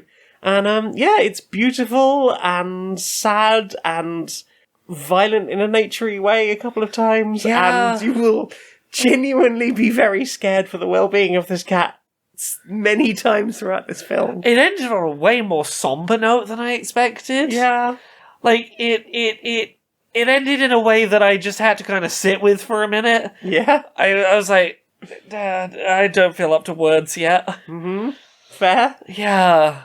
It's an impressive work of art, that. It is. The only thing I think that I have any complaints about is the fact that there are so many title cards / animations at the beginning of this film that the first time I went to see it, I was just pissing myself laughing by about the 8th one. You came home and estimated it, like, the first time you watched it, you were like, I think it was like 12 or something? It was 16. And I thought you'd exaggerated the 12. No, 16. It was 16 because the second time I was sat there like, I was counting with you. I was like, that was 16. It's not even 16. It was more than 16. It's 16 screens worth of title cards. Yeah, Some of them had short animations. Some of them had multiple. Like, sometimes there was like 3 logos on screen at once, but there were Yep. 16 distinct screens of logos. Yeah, I was just like, I'm here for the very serious animation about the adorable cat, but that I maybe saw a 12-second clip of and went, if it comes around, I'll watch that. Yeah. And considering like that's maybe a good minute of or more of screen time after the BBFC certification screen, which means that like. At least the time when we went together, it was we went on the Monday and it was like a family showing. So there was like a lot of very young kids. And the day I'd gone the first time, there were a few kids, but they were like much quieter and like there was generally a story. But clearly these kids were struggling a bit with the fact that like, okay, we've seen the thing that we know indicates that films start now, and now we've had to sit through over a minute of things that are not film. Yeah. Yes, I'm sure the Lithuanian Film Council are very important. Show me Kitty. But yeah, well done to everyone involved in that. Rightly deserved whatever nominations or awards it won. But yeah, if you get a chance to see it, it is a beautiful piece of animation that, like a lot of animation that I really enjoy, doesn't really use language. And manages to tell like a really interesting story. Yeah. And also, no humans, all animals. What about you? Have you watched anything else? We finished watching Common Side Effects Season 1. We did? Which we started several weeks ago and then just didn't finish the last few episodes. No. So we talked about this before, animated show about hippie man who finds a mushroom that can maybe cure anything. But the side effect might be you trip a little bit and see some weird little white men. Weird little guys. Some weird little guys. And then lots of people have a vested interest in not this mushroom. The big pharma, for example. Big pharma, you know. There's a lot of people who I suspect would have something financially to lose from magic mushroom. Yeah. I really liked season 1 of this. Yeah. Like, it certainly felt in the first couple of episodes like it was maybe going to lean into like conspiracy theory bullshit that I was ready to be like, not sure about. It definitely walked the line well of going, this is not anti-traditional medicine. This is not going, don't get your vaccines, nature's got the cure you should be waiting for. Yeah. It's like, no, you can simultaneously go, there are wonderful scientific medicines that are amazing and do great work, but also, if something that anyone could grow in their garden did turn out to be able to get rid of that industry, financially, a lot of people would be fucked, and would be very financially motivated to... Especially considering it's set in America. Yeah. And, we know all the issues they have with their private health insurance. But also, there is equally very valid reasons to go, this is someone distributing quote-unquote medicine that they don't entirely know the long-term effects of, and like, there are very valid reasons to go, we should probably stop you distributing that until we understand what the fuck it is and what it's going to do to people. Yeah, like, especially early on when they're running around with like a small handful of these mushrooms and like occasionally encountering someone in like with very serious health concerns and just being like, let's try this. Let's see if this will cure your degenerative health condition. Yeah. Will this cure you from... The answer very often is yes, but also, like... Yeah, and I think by the time this first season has ended, it has genuinely kind of, to a degree, started to go, maybe there is something to at least the DEA's chase after him, being like, yeah, you are kind of distributing this mushroom without really knowing all the consequences it's going to have, and there are at least hints of, like, this might not be the completely without catches magic medicine you think it is, and sure, the trade-off might be worthwhile, but there are common side effects that maybe do need some research into them, and I think he comes around to that by the end. Yes. Of like, maybe just giving these out left, right, and centre isn't the wisest idea before... Even if it's just me doing it, we'd learn what this thing does long term. Yeah, but also, like, the way that you trying to embrace this, like, healthcare for all, and, like, free at the point of access, while also encountering people who are like, no rules, no rules, no laws above us. We have to give this to everyone, whether they want it or not. And encountering like that side of things, like, I feel like your heart is in the right place. Yeah. But you are radical in a way that is unhealthy. Well, yeah, and it's explored stuff like the line between, hey, maybe there is a medicinal benefit to this thing from nature, but it's maybe not medicinal when you are, like, super condensing its strength and selling it to people only interested in a high. And that, like, there is a very fine line between this might be a spiritually and physically healing compound versus more of it's got to be better, right? Yeah, love the cast of characters in this. They're all very, very endearing characters. They're very endearing or terrible. Yeah. And it's rare to watch a film or watch anything really where they are trying to give nuance to some of the cops. Not all of them by any means. Yeah. But some of them, like, and it not feel like propaganda. Yes. Because those cops, those people, like, even they will make decisions that you might feel are bad or rash or just like, that's such a cop decision and it's not helpful for a lot of the people involved. And then on the other side, you've got, like, when they get the feds involved towards the end, and there's this moment where one of our cops that we've been following for the entire series is in the back of this, like, Humvee. Yeah. And they're, like, driving towards the location, and this person is, like, barking out orders down the radio for, like, what to expect when they get there. And they're talking about, the main suspect is considered armed and dangerous. And she's like, he's not. He's absolutely he's not this vicious, violent maniac. It's like, no, he's a gentle little mushroom lover. He's just a little guy. Yeah. It's walked the line very well of having genuine points where I've been with those characters. I've been like, yeah, you are doing the right thing of like observing corruption and doing the right things about it and trying to like having some empathy for the side of people who are maybe not legally in the right, but are maybe not the people you should be focusing on. And also being the kind of people who take the time to think about things. Yeah. I guess by virtue of being like detectives rather than like the typical beat cop. But but still giving them moments where you're going, oh, did you think they might be alright? Actually, they will pull the biggest dick move. Yeah, that pair of DEA agents are so interesting. Yes. Yeah. I'm very excited for more of this. Yeah. This is a great series. Yeah, well done.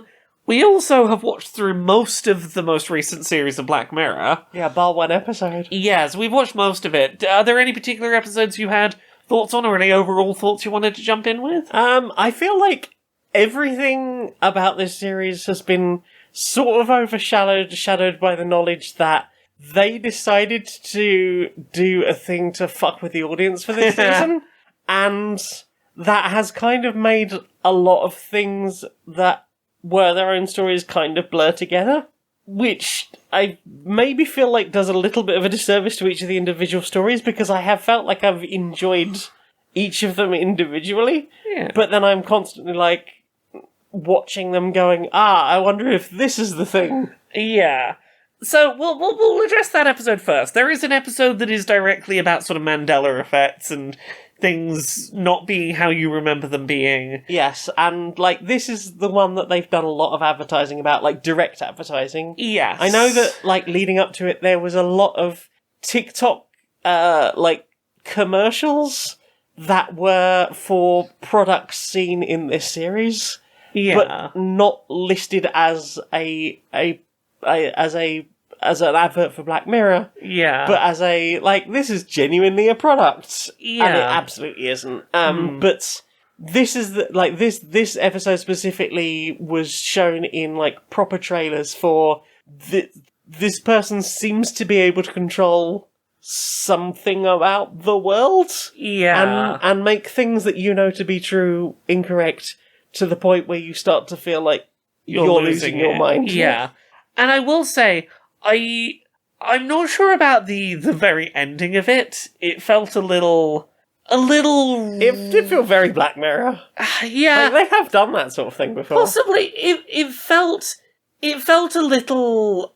I wasn't sure how to end it, so I'll end it like this a little bit. I'm not sure about its ending, but I think largely it was a great exploration of a very simple premise allowing like a slow descent into madness story. And also, like, a bigger conversation about bullying and its effects on people. Yeah, yep. The subscription episode about having to subscribe to Part of your brain. part of your brain's been removed and it's now on a server and you are stuck on a subscription fee. And they'll keep changing the format of the subscription. Yeah, what I will say for this one is it really...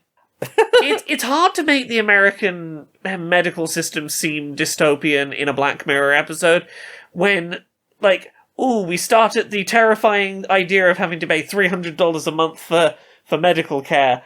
I know there are people who pay that more than that for insulin. Yeah. And it's like, oh yeah, America kind of already has a subscription service for healthcare model. Yeah. But yes, fucking painful to watch episode. Yes. Just... And also, like, as we mentioned at the time, like, it's really interesting that this is a series created for Netflix. Yes.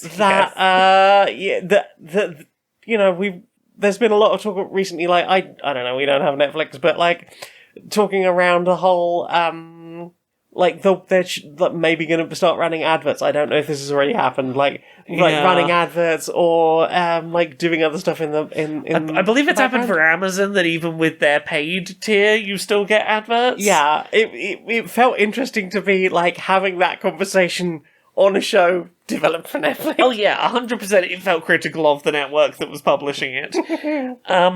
Then we had the obligatory, here's just a nice, sweet lesbian story. Oh. Yeah.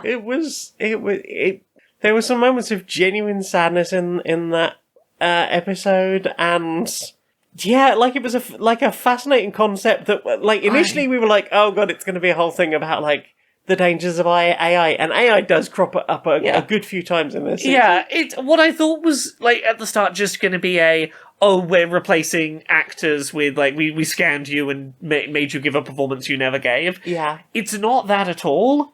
It is a very different exploration of, you maybe by a degree of separation got someone to give a performance that they never gave, but that might have been more authentic to a performance they might have wanted to give. And that's a thing to wrestle with, but also just a fascinating sci-fi excuse for this lesbian love story to happen through. Yeah. It was beautiful and heartbreaking, and was. it's right up there with San Junipero in terms of me going, Black Mirror might be at its best when it's just telling desperately longing lesbian stories. Mm-hmm. It's real good at those. Yeah, that was always really beautiful, and I think, despite the fact that it spent a lot of time being a black and white movie, the way it would occasionally color grade things sepia, yes, and then occasionally drift to for moments where it would be like full just monochrome black and white, and that was really quite fascinating. Like the way they like would warm some shots and not others. Yeah. On a similar note, another episode that felt like very thematically similar to that was the one about the eulogy. Yes. Of exploring photos to add something to a person's eulogy who'd passed away. Especially from the point of view of, we were unable to... You knew the deceased at a point in their life that we are unable to find, like, a lot of information about. Yeah. Can you dig into your memories of a period of time that you'd sort of tried to forget? Quite aggressively attempted to forget. And...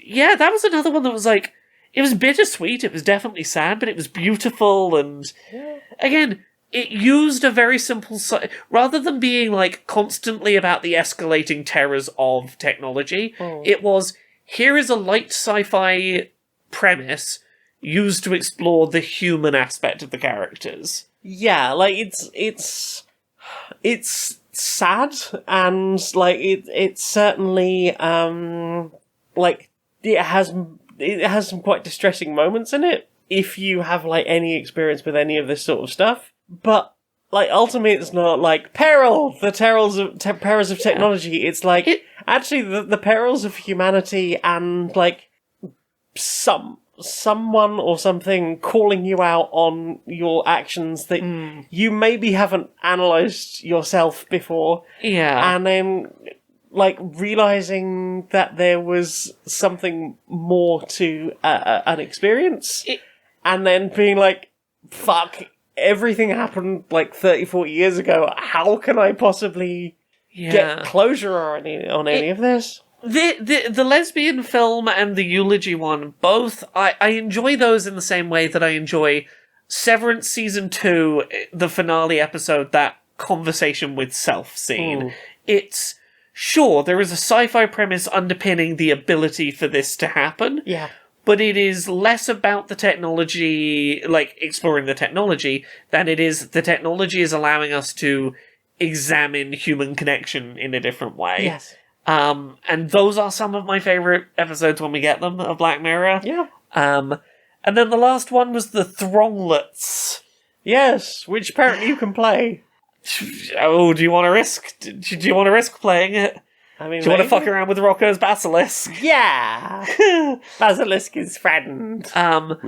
Yeah, this was, Peter Capaldi plays a clearly autistic man who is very obsessed with his computer-generated little lemmings. Yeah, I mean, they're closer to settlers. Yeah. Or, like cats, dogs. Just his, oddballs. Yeah, his god game about looking down on little guys. And yeah, as they are designed to improve their own programming as you like teach them things about life, and they'll develop their own language, and you might find ways of unlocking yourself spiritually.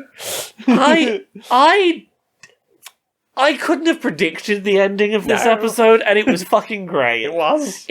This was one where, like, the ending came out of nowhere, and I loved it. Oh, yes. I thought it landed its premise beautifully. Mm-hmm. Yeah, it was, like, a really fascinating story. It dipped into, like, I mean, like, a lot of later seasons of Black Mirror, it does that thing of, like, oh, you're gonna recognise some stuff from some other Black Mirror content. Yeah. It's like, hey, is this the thing from Bandersnatch? Yeah. Yeah, like, and it may or may not have Will Poulter on it, depending on which version you see. Apparently so. So yeah, enjoying it so far. I know from the season trailers that the last episode dives back into the USS Callister from... Yes. Which I can't remember which season. I'm going to need to slightly remind myself on the original episode. It's Star Trek. I can't remember if it's a video game or not. I feel like they were trapped in a video game, maybe. Maybe. I don't remember for sure. Remember. I'll look up a plot recap. Yeah. Generally speaking, I've thought this has been pretty fun. Yeah, like, I even before I, like, started watching it, I'd heard a lot of people saying, that this series was one of the weakest, but, like, I think they've told some really good stories. Like, it might not necessarily be, yes, the Boston Dynamics dog is definitely going to be murdering you in gunning you down in the street. But, like, yeah, it's told some very interesting stories, each of which facilitated in part by technology. Yeah. Yeah, enjoying it so far. Have you watched anything else? The main other thing is we started watching the new Doctor Who season started coming out. And I'll be honest, first episode was good. I remember nothing about it. It's the second episode that left the big impression on me. Yeah, it's not because the first episode wasn't good, but that second episode was fucking great. It was like, this was one I'd heard a little bit about before the series came out. Like, I knew that there was going to be something involving animation, like an animated character in the real world, and it's one of the best. It's one of the best, like, genuinely scary villains they've had in a while. Despite being a blue cartoon pig with rubber hose animation. Yeah, they did such a good job of the of making the seemingly harmless thing genuinely unsettling Yes. and malicious, without it feeling forced. Oh, yeah. Gorgeously animated every time they fucked around with the animated creatures' interactions with the physical world. Yeah. Yeah, so genuinely terrifying as a threat. Yeah. Oh, also, like, just some, like, genuinely sweet story in there around all of the stuff. And then, once again, because it's set in the 1930s, I think? I think it was 1950? 1950s? 1952, I think it might have been. 1952. Oh, yes, you're right. 1952. Like, we have a black doctor now, and and an Asian companion, so we need to address that in 1950s America. And yeah, like, I'm glad they're not shying away from that. Yeah, they're not making every story revolve around it, but they're certainly not shying away from acknowledging this is having impacts on the way that the Doctor and companion have to navigate this setting and encounter, and there will be consequences for that. Mm-hmm. And they're handling that very well, I think. And I still think Nshuti's just a so good. fantastic doctor, and I'm going to be so sad when he leaves. I'm gutted that apparently, that this is apparently his last season. He's got one more season after this, as I understand it. Okay. That's better. I hope whenever he does leave Doctor Who, I want him to land every possible role. He's so fucking talented. He's really good, and charming, and a fantastic actor, and I think, like, probably up there as one of my favourite Doctors. Oh, for sure. Yeah. I'd be hard pressed to put any of the other Doctors above him at the moment. Not only, like, a great actor for it, but also nice to have some, like, really well-written episodes again, because yes, I think Peter Capaldi was an excellent choice for the Doctor, and I think he was a fantastic Doctor. I just think he had some really terrible stories. There's part of me that's like, if you wanted to bring Capaldi or Jodie Whittaker back for another go-around with this writing team, I'd be very up for that. But I hear Russell T Davies is leaving as well, so... Oh, fuck, really? Yeah. No, you've caught lightning in a bottle again. I know. Don't open the bottle. It's hard to catch lightning a second time. Yeah, and on top of that, like, Disney has apparently pulled out, so... But, like, as Russell T Davies said, like, Doctor Who has survived not having Disney money before, so that's not the biggest losing the Disney money is, like, the least of my concerns. Yeah. And, like, don't get me wrong, it's been nice. That the animated episode from this season would not have looked as good as it did without that Disney money. But also, if I could keep Ncuti and Davis but lose the Disney money, I'd far rather that. Yeah, absolutely. But I'm not gonna, like, mourn it before it's over, because, like, it's been great. I hope it continues to be great until the current team rotates out, and obviously I hope the best going forward, but, like, I mean, I've been a Doctor Who fan since I was a kid, so I'll dip in and out, and who knows, maybe we'll get some Ncuti in the Big Finish stuff. Yeah. It would be nice to hear more adventures at some other time. But enjoying that so far. Have you watched anything else? No, that's it for me. Well then, time for this. Inside the boardroom of Supremacy Software. Hi. So, I've been looking for ideas for games we could be making. Right. And I thought, why come up with an idea when I can find something obscure enough that we can just steal the idea? Right. So I was looking around, I was like, oh, what sports has no one made a game of? Kabaddi. I don't know what that is. It's like a very popular in India. It used to be on TV, I believe, in the early 90s. There's a lot of running, and there's some, like, chanting involved as part of it. I didn't really understand, but I mean, that's a pretty obscure sport. We'll put it on the list. I saw one. I saw one. It was it was a sort of it was kind of like basketball, but involved people using wheelchairs. Right, but. If we're wheelchair, I mean, do we... you see my problem. Is look, I was like, look, cool sport. It's got, like, machines involved and throwing the ball around. People like machines. Yeah, but how if we're gonna steal this, how are we gonna rebrand it to not seem like it's disabled related? Yeah, I mean, we don't want people thinking it's like a DEI game or something. Exactly. So I've been workshopping a bit. We could instead call them battle chairs. Nice. What about combat rollers? Roof-lacking one-person cars. Personal single-user personal transports. Or just vehicles. We could just call them vehicles. We could just call them vehicles. You're a fucking genius. I know. Okay. We need to discuss all of the goddamn leaks. Literally everything everything we got going on keeps getting out to the public somehow. Everything,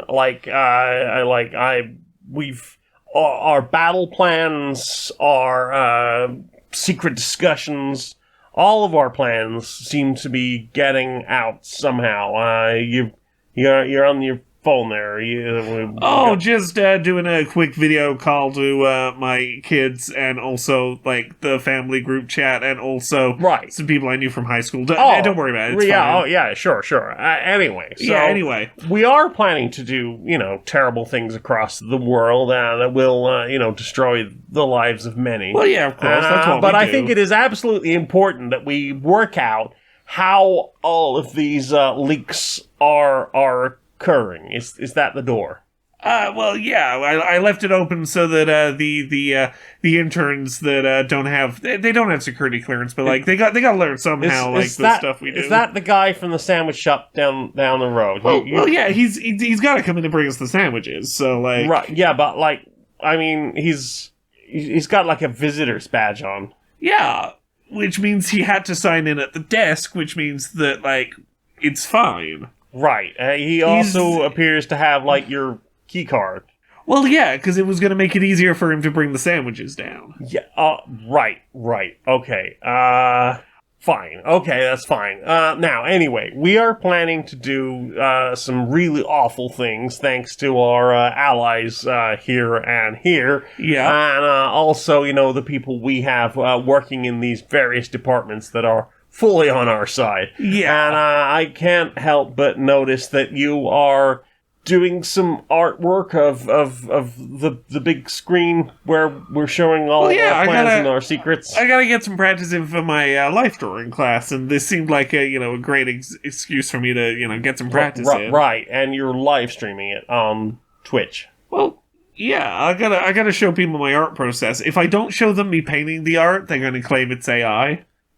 Right. Like, I'm doing physical painting, I can't show them like a time lapse, so... I am starting to think I might know who is responsible for these leaks. Jenkins! I know it's you. You sit quietly in the corner and do nothing, and you're very studious. I sense something about you, kid. I didn't do nothing. Do you know what I want to see more of? What do you want to see more of? Social Justice Warriors. Social Justice Warriors? Yeah. All right, Larry. All right, Barry. How you doing? Oh, hanging by a thread, mate. How you doing? You been alright? Oh, I've been alright. Yeah. What you been up to, mate? I've been having some conversations with people about boycotts. Yeah. And a weird conversation to be having, because I felt like this sort of went without saying, but Really? The idea that a boycott, like engaging in a boycott, is meant to kind of suck. In as much as if you say you are someone who wants to wants to stand by your principles, and you feel that boycotting is a way to do that, an effective way to do that. If you are boycotting purely and exclusively things that you weren't going to engage with anyway, you're not really boycotting anything. Yeah, I mean, I wouldn't say it's necessarily about, causing yourself annoyance or inconvenience, but it is very specifically about saying, I am taking my money away from you, bad person, until you change your ways, or stop doing bad things. Or maybe I started it a little aggressively in the phrasing, but boycotting is the act of a thing that you otherwise would have given money or support or publicity to, you making the conscious choice not to do that. Yeah, you can't very well go around going, I am boycotting X beer brand, which is fine because I never drink X beer brand. In fact, I've never drunk beer in my life. So I feel I get myself a gold star for boycotting the thing and stuff. Yeah. Oh, hang on. Now that sandwich place I like is doing something terrible. I don't want to. I don't really want to. But this is sort of the context it came up in. Is that there are definitely people who will, on paper, say that they are like, yeah, I will boycott X, Y. I believe in boycotts, and when boycotts are called for, I'll support them. And then they suddenly don't support a boycott when it's for that thing they like. Yeah. In that way that's a little bit like, okay, you wanted the brownie points of saying you were supporting boycotting, but not when it meant denying yourself something that you wanted. Yeah, We saw it a lot with the way that, like, when that Hogwarts Legacy came out, and there was a lot of people who, were like, yeah, but just not this one. I believe in boycotts, just not in this one case because I really want the thing. Yeah, this is what I dreamt about since I was a child, reading the bigot books. Yeah, it's like if you genuinely believe that boycotting is like a good thing to do, and in the aims of a particular boycott. Yeah, yes, it will suck to boycott a thing that you're excited about. But that's kind of the point of doing it, is doing it even if it's kind of sucks. Yeah, and obviously I think, we do make certain allowances for different groups of people. Yeah. Obviously, there's been lots of talk about, like, we don't order from certain places. We don't, we know that XYZ is particularly convenient, but then also you have, potentially, like, groups of disabled people who very specifically need to use that service because there isn't a good alternative, a good functional alternative that will serve their needs. Yeah. And, for them that is a thing. And to be clear, like, there is a huge difference between that and what I'm sort of getting at, which is... we're talking about individuals. Yeah. There is a very big difference between there are systemic factors that make engaging with the boycott difficult, and I'm not going to engage with it because this time I want the thing, though. Yeah, like very specifically talking about, it's like the Hogwarts Legacy thing, very specific video games where we know, like, a particular person is benefiting or doing something bad, then that specifically is that's potentially a big problem. Yeah. The boycotts where you boycott a thing that you would otherwise have wanted, but you stand by your boycott. Those are the ones that, like, to me, are actually meaningful. Those are the ones where it's, you put your principle on the line and showed it meant something. Yeah, absolutely. There's I think video games is probably the one I engage most with because it's an industry I'm around a lot, and obviously I play a lot of games myself.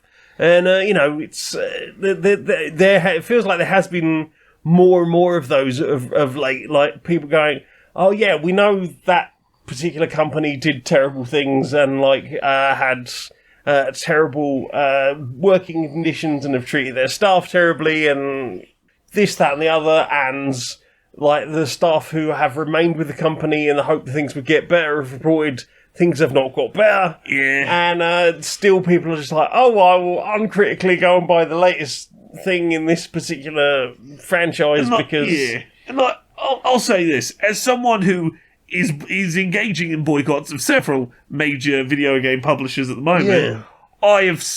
despite that, I have not had trouble finding way too many things I want to play at the moment. Yeah. There is a shit ton of... You can boycott like multiple of the big major brands and still have way too many things to keep up with playing and not be able to keep up with it all. I mean, yeah, exactly. There's always indies.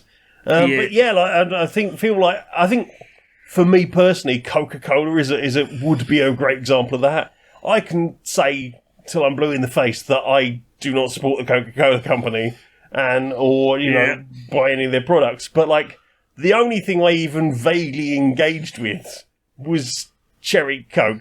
Yeah. And Diet Coke. And honestly, I've been without them so long that the couple of times I have accidentally had them or been like, there was no other option and I needed a drink, I've just got actually not that good anyway. Like, I can't honestly say that boycott is hurting me at all. So I will, I'm not engaging with it, but like, it's not hurting me. So from that point of view, it's not doing anything. If you were to come for my choice of apple and blackcurrant squash and say that needed boycotting, that would probably be a much harder wrench for me. But honestly, I don't think that's going to be the biggest issue.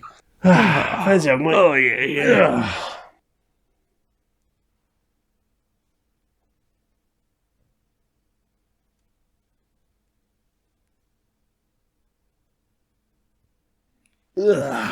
Good luck, mate. Good luck.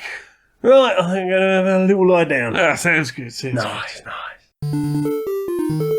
So, Laura. Yes. Gosh, that was a big one, wasn't it? That was a big one. You can tell that you took a week off for GA-Conf, and we squeezed a lot of doing in there. It helped us that we had a long Easter weekend, bank holiday yeah. to be like, nom nom nom nom, tasty media, Nom nom nom. nom nom tasty media. But where can people find things what you do upon the internet? You can find that stuff at Laura K. Buzz pretty much everywhere on the internet. The one that I will pitch to you right now, because I didn't talk about it in the played section, but it's another thing I've been playing.